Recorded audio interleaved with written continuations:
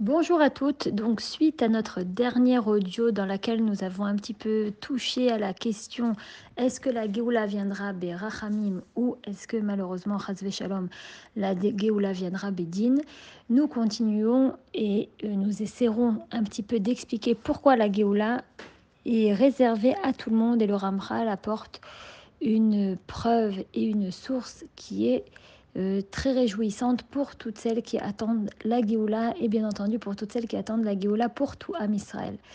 Je rappelle que dans la dernière audio, nous avons fait allusion de certains rabbanim qui donnent l'interprétation de la Géoula Bédine étant donné en se basant, d'abord on va dire en se basant sur la source Galti et Trem Acharit Kereshit, je vous libérerai à la fin comme au début, étant donné que la première Géoula était celle d'Égypte, dans laquelle 20% seulement de Am Israël a pu être libéré.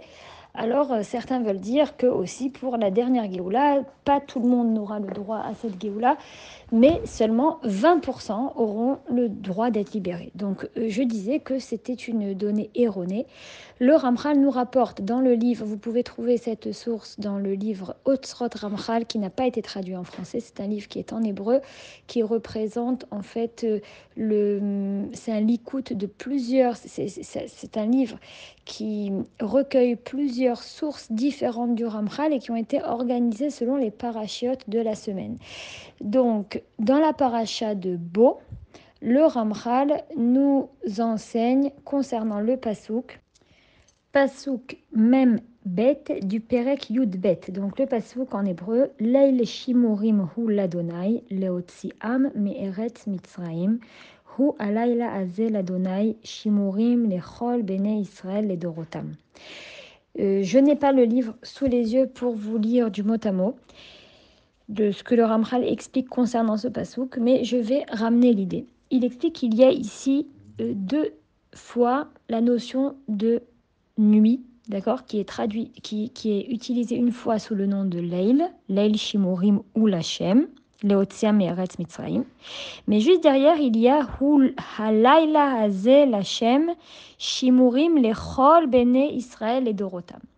On doit en fait partager le passouk en deux parties. Je ne suis pas très forte en traduction, mais on va quand même prendre la première partie du passouk et la traduire. Leil shimurim ou lachem lotziam meretz mitzraim. Une nuit de garde, de protection, et pour Akadosh Baruch Hu de les faire sortir du pays d'Égypte. Le Ramchal explique que quand la Géoula a lieu au début de l'exil, la Géoula peut avoir, la Shrina n'a pas assez de force pour dévoiler toute sa lumière. Et donc, c'est seulement les personnes méritantes qui pourront accéder à cette lumière et donc qui ont le droit à la Géoula. Ça, c'est quand on parle de Lail dans le sens de nuit, tel que le début du passouk le dit. Donc là, en fait, le début du passouk nous fait allusion à la sortie d'Égypte. Qu'à la sortie d'Égypte, étant donné que la Géoula a eu lieu avant la fin de l'exil, d'accord, si je rappelle un petit peu à notre groupe de quoi s'agit-il, on sait que l'exil en Égypte devait avoir lieu 400 ans, depuis le moment où les Bnei Israël sont arrivés en Égypte. Mais Akadosh Baruch Hu a fait une mesure de clémence et n'a pas compté les 400 ans à partir du moment où Am Israël est arrivé en Égypte, mais à partir du moment où Akadosh Baruch Hu a fait avec Avram le Brit Ben Abetarim. Donc en fait, l'exil en Eretz Mitzraïm, elle n'était seulement de 210 ans. Donc on voit que finalement, dans un sens, on a eu une mesure de clémence par le fait que l'exil d'Égypte n'a pas eu lieu 400 ans, elle n'a eu lieu que 210 ans. Mais dans un autre sens, c'est ce qu'on disait dans l'autre audio, d'accord, que des fois on croit que les rachamim, c'est ce que nous on comprend, mais en fait la racine du din, c'est des fois les plus grands des rachamim. Mais en fait, qu'est-ce qui se passe? C'est que c'est pas gratuit, entre guillemets.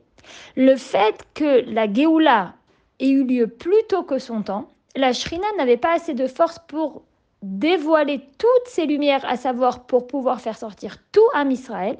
Et seulement les Hébreux méritants ont eu le droit à la rédemption en Eretz Mitzrayim, en terre d'Égypte. La deuxième partie du Passouk, elle est différente. Elle nous dit Hu alayla azel Hashem, shimurim lechol bnei Israël et dorotam. C'est cette nuit-là, là on ne parle plus de Leil, on parle de Laïla. C'est cette nuit-là pour Hachem qui est une protection, donc une nuit de protection pour tout Am Israël et Dorotam jusqu'à la fin des générations, pour toutes leurs générations.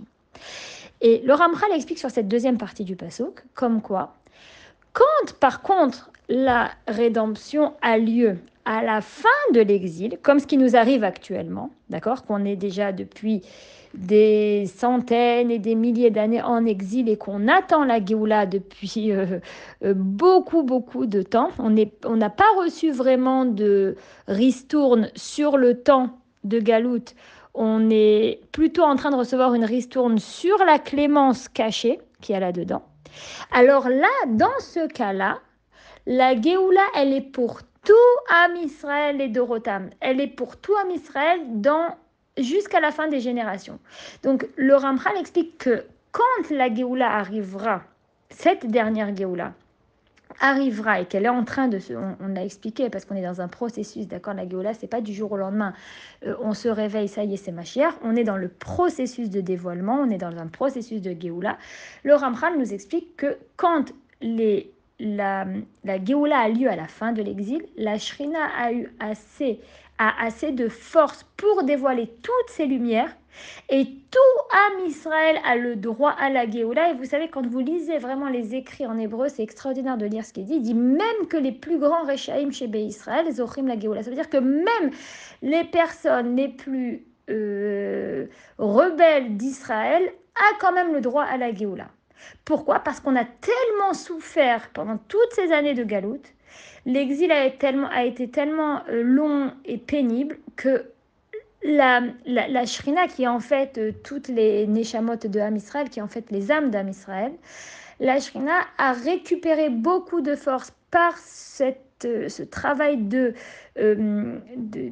purification, parce qu'il faut savoir que la souffrance n'est pas agréable à vivre, mais elle purifie énormément. Donc, grâce en fait à toute la souffrance que nous avons vécue de plus en plus le long de toutes ces années, nous avons permis à la Shrina, à nos âmes, de nous purifier de plus en plus, et donc nous permettons à Am Israël plutôt, à gagner quelque part le droit à la rédemption finale pour tout Am Israël, pour tous les Juifs, dans n'importe quel contexte, dans n'importe quel domaine, et à n'importe quel niveau de spiritualité. Et j'aimerais aussi qu'on réfléchisse ensemble à une idée, c'est qu'on dit que la dernière rédemption, la dernière Géoula est une Géoula parfaite. C'est ce qu'on appelle Géoula Amitit Veshlema, c'est la vraie rédemption et la rédemption finale. Qu'à partir de cette rédemption, nous vivrons une ascension spirituelle et une ascension matérielle qui nous permettra de nous reconnecter à Kadosh Baruch Hu et de vivre des moments extraordinaires, que ce soit au niveau spirituel ou même au niveau matériel. Donc moi, j'aimerais vous poser la question, est-ce qu'une rédemption parfaite et finale est vraiment représentée par seulement 20% du peuple qui va avoir le droit à celle-ci? On comprend qu'une rédemption parfaite et finale, une Géoula Amitit Veshlema, ne peut absolument pas être représentée par une seule partie du peuple, parce que ça voudrait dire que c'est une rédemption partielle. Et là, on parle de Géoula Amitit Veshlema, d'une rédemption qui va permettre vraiment le passage, le basculement à une nouvelle ère, à l'ère de l'éternité, à l'ère de la sainteté, mais surtout à l'ère de la shlemut, d'accord, on va chercher de plus en plus à retrouver cette shlemut, à retrouver ce côté parfait et cette union avec Akadosh Baruch Hu que nous avons perdu. Donc il ne faut pas se laisser aller à des... je ne veux pas critiquer personne parce que chacun après fait son travail à son niveau, mais ce que je veux dire c'est qu'il ne faudrait pas en fait se laisser aller à de mauvaises interprétations des textes qui nous font finalement sombrer dans le désespoir ou dans la tristesse quand on parle de Géoula, alors que vraiment nous sommes ravis de faire partie de cette génération qui va très prochainement, Bezrat Hashem, vivre des moments historiques extraordinaires. Et c'est vrai que nous sommes dans une période d'enfantement, de douleur. C'est pas agréable à vivre, mais ça purifie. Voilà, il n'y a que la Emouna qui peut nous tenir dans ces périodes. Il n'y a que la Emouna qui peut nous aider à comprendre le processus. Parce que c'est vrai que si on fait appel seulement à l'explication cérébrale, on sera déçu. Au niveau cérébral, on n'a plus aucune explication à donner. Tout ce qui se passe, c'est terrible. Et plus que ça, on n'a même pas d'avenir. On n'a pas envie de faire grandir des enfants dans un monde pareil.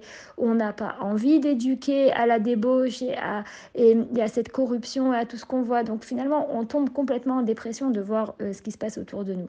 Il y a seulement la Emouna et l'étude des textes profonds, ça veut dire la Pnimiut Torah, le côté de la Kabbalah, le côté ésotérique de la Torah qui nous permet de tenir bon et de comprendre un petit peu qu'est-ce qui se passe dans cette période. Pourquoi on arrive à toucher le fond pour pouvoir bientôt, Bezrat Hashem, remonter et vivre une ascension extraordinaire. Alors je vous dis à bientôt dans la prochaine audio.